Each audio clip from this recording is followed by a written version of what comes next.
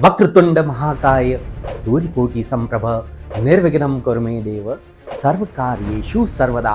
जो दृढ़ राखे धर्म रो तिहि राखे करतार, अणि मंत्र रो जाप करे वो मेवाड़ी सरदार। ओम शम शनिश्चराय नमः। शनि विचार है, शनि कर्म प्रदाता है, शनि दंड नायक। मंद गति का ग्रह है, 30 वर्ष की यात्रा वो 12 राशियों में करता है। कुंभ, मीन और मेष राशि पिता का माता का ध्यान रखिए। माय रत्ना के दर्शकों के लिए कुछ भी, आपने मुझे यहाँ तक भी नहीं छोड़ा, अब आप अपनी दर्शकों की वकालत करते हुए आपको मुझे पैसे देने पड़ेंगे, तभी मैं इसके बारे में आपको बता पाऊंगा।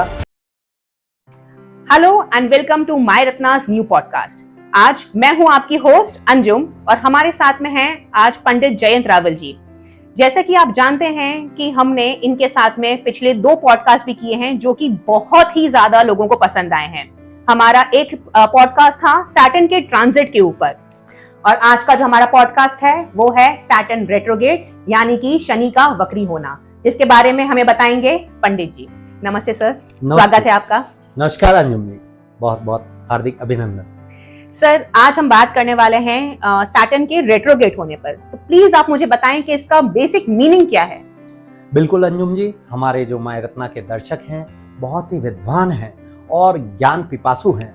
उनको हर ज्योतिष के नवीन विषय पर जानने की जिज्ञासा रहती है और हम माय रत्ना के जो ज्योतिषाचार्य हैं और आप हैं, वो उनके सामने हमेशा यह विषय उनके लिए जिज्ञासा शांत करने के लिए लेकर आते हैं, उस पर रिसर्च करके आते हैं और ताकि हम उनको उनके ज्ञान वृद्धि कर सकें।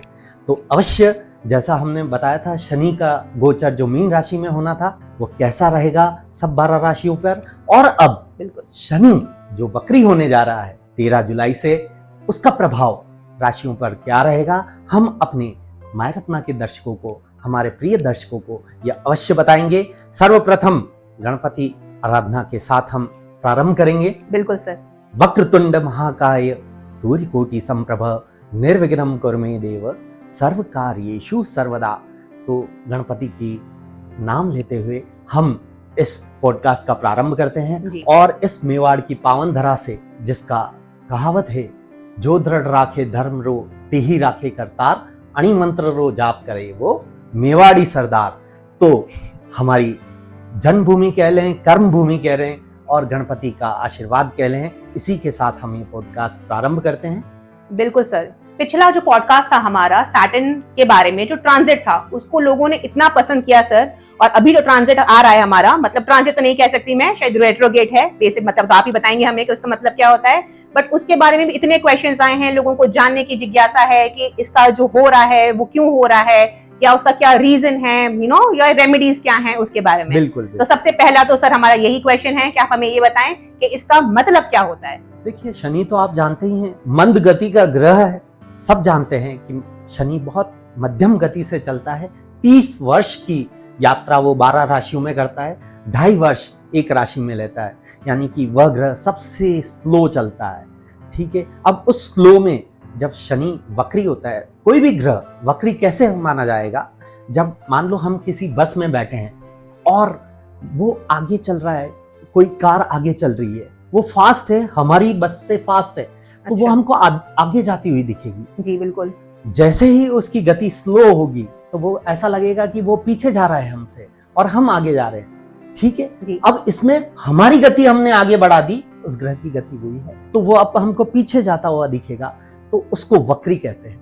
वक्री ग्रह वक्री होना यानी कि ग्रह पीछे जा रहा है, जबकि वो वही है, मीन राशि में ही शनि वक्री हो रहा है। Thank you so much Rawal ji. हमें ये तो समझ में आ गया कि सैटर्न रेट्रोगेट क्या होता है। अब आप प्लीज मुझे ये बताएं कि इसकी इंपॉर्टेंस क्या है हमारी लाइफ में। तो अंजुम जी, जैसा आपने सवाल पूछा है कि इसकी क्या है महत्व है शनि वक्री होने का हमारे जीवन में, हमारे कुंडली के प्रभाव में। ठीक है, तो इसको हम बहुत ही बारीकी से समझते हैं कि शनि क्या है। शनि विचार है, शनि कर्म प्रदाता है, शनि दंड नायक है, हमारे कर्मों के फल दाता है। तो शनि का जब वक्री होना होता है तो वो अपने कर्म फल तेजी से प्रदान करते हैं, अपने आपके विचारों में तेजी लाते हैं, और इस समय इसका प्रभाव उस पर भी निर्भर करेगा कि शनि आपकी कुंडली में, जन्म कुंडली में वक्री हैं या नहीं हैं और किस भाव में बैठे हैं, उसका भी फल इस शनि वक्री गोचर पे पड़ेगा। तो शनि का वक्री होना आपके विचारों में तेजी लाएगा, आपके कार्यों में तेजी लाएगा और उन कार्यों से जो फल प्राप्त होंगे उसमें भी तेजी लाएगा। अब ये कार्य अच्छे फल भी हो सकते हैं और बुरे फल भी हो सकते हैं, वो निर्भर करेगा कि वो कहाँ पे बैठा है, कैसा बैठा है और ऊंच का बैठा है या नीच का बैठा है। Thank you so much Rawal ji. हमें ये तो समझ में आ गया इससे कि ये सबकी राशि में कुछ ना कुछ इंपॉर्टेंस रखता है और उस पर इम्पैक्ट तो आएगा, बट सबसे ज्यादा इम्पैक्ट किसके ऊपर आएगा, प्लीज आप हमें वो एक्सप्लेन करें। बिल्कुल सही प्रश्न किया है और हमारे मायरत्ना के जातक भी इस प्रश्न के बारे में जानने को उत्सुक हैं। और जैसा कि हमने जब शनि मीन राशि में गोचर कर रहा था, हमने बताया था कि किन राशियों पर क्या क्या प्रभाव डालेगा, तो अब इस वक्री होने का भी उन राशियों को उल्टा प्रभाव देखने को मिलेगा, उनके कर्मफल पर प्रभाव पड़ेगा। यह विशेषतः उन 5 राशियों पर ज्यादा प्रभाव डालेगा जो कि जिन पे 7.5 चल रही हैं, यानी कि कुंभ, मीन और मेष राशि, और 2 वो राशियां जिन पे 2.5 चल रहा है, यानी कि सिंह राशि और धनु राशि। तो इन 5 राशियों पर विशेष प्रभाव रहेगा और इन राशियों में जिन जातकों के कुंडली में, जन्म कुंडली में भी अगर शनि वक्री है तो उसका वो प्रभाव अत्यधिक हो जाएगा। Thank you so much. और अभी आपका जो जवाब था उसी में से एक क्वेश्चन मैं आपसे पूछ लेती हूँ, है ना। आपका अभी आपने बताया हमको कि जिनके पहले से ही शनि वक्रिय हैं जन्म कुंडली में, तो उन पर ज्यादा इंपैक्ट होगा, तो प्लीज आप उसके बारे में हमें एक्सप्लेन कर दें अब। अरे वाह अंजुम जी, आपने बड़े चातुर्यपूर्ण तरीके से अपनी बातों में से आपने प्रश्न निकाल लिया और हमारे माय रत्ना के दर्शक भी आपकी उपस्थिति से प्रसन्न होंगे कि आप उनके मन के प्रश्न आप मुझसे पूछ रही हैं ताकि उनको उनका उत्तर मिल सके। तो अब हम विषय पर आते हैं कि वक्री होना किसको कितना प्रभावित करेगा। जैसा कि हम जान चुके हैं किन किन राशियों पर वो प्रभाव करेगा। अब शनि वक्री होना अगर कुंडली में भी वक्री है और जैसा कि अब गोचर 13 जुलाई को होने जा रहा है वह भी वक्री है, तो इसका प्रभाव जातकों पर क्या पड़ेगा। अगर शनि जन्म कुंडली में वक्री होता है तो व्यक्ति अत्यधिक आत्मचिंतन करता है, विचारों में घुमा रहता है, और अगर उसका आत्मबल श्रेष्ठ है और अगर शनि वक्री केंद्र अथवा त्रिकोण भाव में है तो उसको अत्यधिक फल देगा, उसको आत्मचिंतन कराएगा और सही निर्णय लेना सिखाएगा। शनि वक्री होता है तो आपको अत्यधिक मेहनत कराएगा और तत्पश्चात उसका सुदृढ़ फल आपको देगा। जैसे कि सोने को जब तपाया जाता है तब ही वो कंचन रूप में सामने आता है, उसी तरीके से शनि जब वक्री होगा जन्म कुंडली में और गोचर में भी वक्री होगा तो उनको निश्चित तौर पर जो उतने लंबे समय से वो कर्म करते जा रहे हैं और उनकी फल की काफी लंबे समय से उनको इच्छा है, वो इस समय यह समय उनके लिए आ गया है कि उनको शनि अवश्य फल प्रदान करेंगे। एक ही वस्तु ध्यान रखने की कि अपने कर्मों को सही रखें, पिता का माता का ध्यान रखें। शनि आपको निश्चित तौर पर वक्री स्तर पर भी जन्म कुंडली में शुभ फल प्रदान करेगा। अरे वाह पंडित जी, देखिए हमें ये तो समझ में आ गया इससे कि अगर हमारा शनि वक्रीय है केंद्रीय भाव एंड हमारा त्रिकोण भाव के अंदर, तो उनको तो अभी अगर फिर से वक्रीय हो रहा है तो उनको तो बेनिफिट ही बेनिफिट है। बट आई स्टिल बिलीव, देखिए सैटर्न का ट्रांजिट होना या सैटर्न का जो वक्रीय होना है, राइट, तो ये चीजें बहुत ही ज्यादा मतलब थोड़ी इंपॉर्टेंस रखती है लाइफ में। तो मैं तो आपके पास में आ रही हूँ इसके बाद में अपना करवाने के लिए, है ना। तो मैं अपनी कुंडली और डिटेल्स लेके आपके पास में आ जाऊंगी। प्लीज आप मुझे बता दीजिएगा कि मेरी लाइफ में कैसे क्या इंपैक्ट कर रहा है, because I really don't know कि वो केंद्र भाव में है या त्रिकोण भाव में है, राइट, या कहीं और है। बिल्कुल, देखिए मैं तो आने वाली हूँ, ये पक्की बात है ना। और बाकी सबको भी मैं रिक्वेस्ट करूंगी कि अगर आप एक्चुअली जानना चाहते हैं कि आपके लिए ये किस तरीके से इंपैक्ट कर रहा है, तो आप प्लीज हमारे जो जयंत रावल जी हैं वो अवेलेबल हैं, और जो नीचे हमारी डिटेल्स दे रखी हैं उन पे आप क्लिक करके या उनको नंबर को डायल करके आप हमसे आपके लिए एक कीमती वक्त आपका जो है हम लेना चाहेंगे, है ना, और दूसरों को सबको हेल्प करना चाहिए। बिल्कुल, माय रत्ना के दर्शकों के लिए कुछ भी थैंक यू सो मच पंडित जी। अब इसी के साथ मैं आपसे एक ये भी पूछना चाहूंगी, देखिए बेनिफिट तो देता है और आई थिंक के कहीं ना कहीं शायद हो सकता है कि किसी के लिए नेगेटिव इम्पैक्ट भी कर रहा हो, राइट? तो रिचुअल्स एंड ये सब तो चीजें होती ही हैं इनके अंदर, है ना? तो प्लीज आप हमें बताइए कि हमें क्या रिचुअल्स फॉलो करने चाहिए या क्या रेमेडीज हम फॉलो कर सकते हैं, एंड क्या हम जेमस्टोन्स जो हैं उनको किस तरीके से हमारी लाइफ में लाकर और उनको यूज कर सकते हैं ताकि हम मैक्सिमम हमारा बेनिफिट है उसको ले सकें और अगर कुछ नेगेटिव इम्पैक्ट है तो उसको हम थोड़ा कम कर सकें। अरे वाह अंजुम जी, आपने मुझे यहाँ तक भी नहीं छोड़ा, जबकि आपने समझ लिया शनि वक्री का क्या प्रभाव रहेगा, किन किन राशियों पर क्या प्रभाव रहेगा। अब आप अपनी दर्शकों की वकालत करते हुए मुझसे ये भी जानना चाहती हैं कि उसकी रेमेडीज क्या होंगी। बिल्कुल सर, बिल्कुल। आप यहाँ आए हैं तो हम आपका फुल यूटिलाइज करके ही हम आपको यहाँ से भेजेंगे, ताकि ना तो आपका वक्त और ना हमारी ऑडियंस का वक्त थोड़ा सा भी ऐसे है ना उनको लगे नहीं कि भाई हमने हमारे क्वेश्चंस अधूरे छोड़ दिए या उनको पूरी नॉलेज नहीं मिली। तो प्लीज सर। निश्चित तौर पर अंजुम जी, तो शनि वक्री होकर क्या करेगा यह ज्ञान उनको कहीं पे भी मिल सकता है, किंतु रेमेडीज क्या होंगी ये हम हमारे दर्शकों को बताएंगे, जिससे वो उनका लाभ लेकर इसका प्रभाव का पूर्ण रूप से फल प्राप्त कर सके। शनि वक्री हो रहा है, सर्वप्रथम आपको अपने पिता का आदर सत्कार करना है, पिता के चरण छुएं। पिता के चरण छूने से शनि अति प्रसन्न होंगे। तो पहला उपाय, पहली रेमेडी यह है। द्वितीय रेमेडी, आप शनिवार के रोज 5 उड़द की दाल, उड़द की आखी उड़द के दाने, उसको सिंदूर से लेप करके और चमेली के तेल से लेप करके आप हनुमान जी के चरणों में अर्पित करें पास के मंदिर में। आपको उससे भी लाभ होगा। और एक बीज मंत्र जो शनि का है, ओम शम शनिश्चराय नमः, इसकी अगर आप एक माला करके घर से निकलेंगे, 1 भी कर सकते हैं, 3 भी कर सकते हैं, 5 भी कर सकते हैं, ऑड में जब भी आपको जितना समय मिले आप उतनी माला करके घर से निकलें, आपको लाभ अवश्य मिलेगा। आपका मन स्थिर रहेगा और आप निर्णय ले पाएंगे।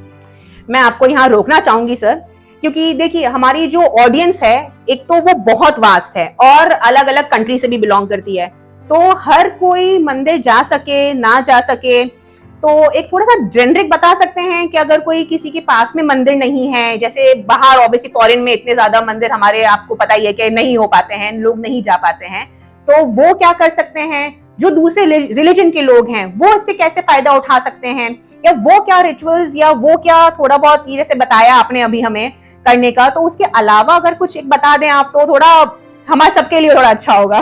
बिल्कुल अंजुम जी, आपने बहुत ही सही प्रश्न पूछा है कि जो जातक विदेश में रह रहे हैं अथवा कोई दूसरे धर्म अथवा पंथ से हैं जिनमें या हनुमान जी का उतना नहीं माना जाता, तो वो क्या उपाय कर सकते हैं, क्योंकि उनका झुकाव या रुझान ज्योतिष में तो अवश्य है।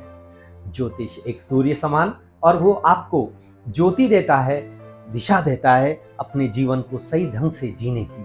तो अगर दर्शक हमारे जो विदेशों में बैठे हैं उनके लिए बहुत ही उत्तम उपाय, देखिए पिता का आदर करना तो किसी भी धर्म में बताया जाता है, माता पिता का आदर करना, उनके चरण छू सकते हैं, उनको प्रसन्न रखने की चेष्टा करनी चाहिए, वो नाराज न हो, अपने कोई भी कर्म ऐसे न हो कि पिता दुखी हो। तो ये सर्वप्रथम ये हर धर्म संभाव में और किसी भी देश में आप कर सकते हैं। ठीक है अंजुम जी? बिल्कुल बिल्कुल। दूसरा, अब शनि और तेल का एक बहुत ही सुंदर मिलन है।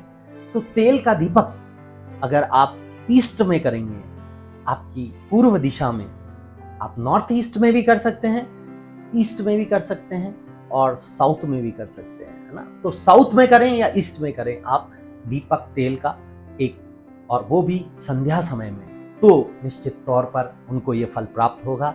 और उड़द की दाल मुझे लगता है हर जगह मिल जाएगी, और सिंदूर भी हर जगह मिल जाएगा। सिंदूर नहीं मिलता है तो उसको लाल कलर कर कर भी आप दक्षिण दिशा में अपने घर के रखें, आपको निश्चित तौर पर एक सफलता का आपको आभास भी होगा। आपको ऐसा लगेगा कि हाँ, मेरा यह समय मैं अच्छी तरह से काट पा रहा हूँ या काट पा रही हूँ। तो आशा करता हूँ मैंने आपके ये प्रश्न का भी उत्तर दे दिया होगा और हमारे दर्शक इससे अवश्य लाभान्वित होंगे। बिल्कुल सर, ये तो बहुत ही सही बताया आपने, और मुझे नहीं लगता कि ये जो आपने बताया कुछ ज्यादा वक्त लेगा हमारी दिन में से या लाइफ में से। बहुत ही कम टाइम में हम अगर बेनिफिट्स ले सकते हैं और कुछ थोड़ा करके कुछ अच्छा पा सकते हैं तो क्यों नहीं। तो अब मैं ये जानना चाहूंगी कि देखिए, जेमस्टोन्स बहुत रिलेटेड है हमारी वैदिक एस्ट्रोलॉजी से, और बेनिफिट तो देते ही हैं सर, ये तो हम सभी जानते हैं। तो प्लीज आप हमें ये बताएं कि जो अभी सैटर्न का रेट्रोगेट हो रहा है उसमें कौन सा जेमस्टोन बेनिफिट देगा और किस तरीके से देगा। बहुत ही सुंदर प्रश्न, और अभी के संदर्भ में अति महत्वपूर्ण भी है कि अगर वह रत्न धारण करना चाहें हमारे जातक दर्शक माय रत्ना के, तो कौन सा रत्न धारण करें, कब करें, यह भी महत्वपूर्ण है। और अगर वो रत्न उन्होंने पहले से धारण कर रखा है तो वह प्रभावी होगा या नहीं होगा, उसका भी उनको संज्ञान लेना पड़ेगा। तो इस शनि वक्री की दशा में, और अगर उनकी शनि की महादशा भी चल रही हो, तो उनको अवश्य शनि रत्न अथवा नीलम धारण अवश्य करना चाहिए। नीलम धारण करने से उनको अपने आत्मबल में मजबूती मिलेगी, विचारों में एक चैनलाइजेशन होगा, एक दिशा मिलेगी उनको। तो नीलम अवश्य धारण करें, और नीलम को रजत मुद्रिका में मध्यमा में मिडिल फिंगर में धारण करें। शनिवार के रोज साय समय में, संध्या के समय में इसको धारण करें कच्चे दूध अथवा गंगा जल से। अगर आप प्राण प्रतिष्ठा न करवा पाएं तो कम से कम गंगा जल एवं कच्चे दूध से शुद्ध कर और फिर आप धारण करें।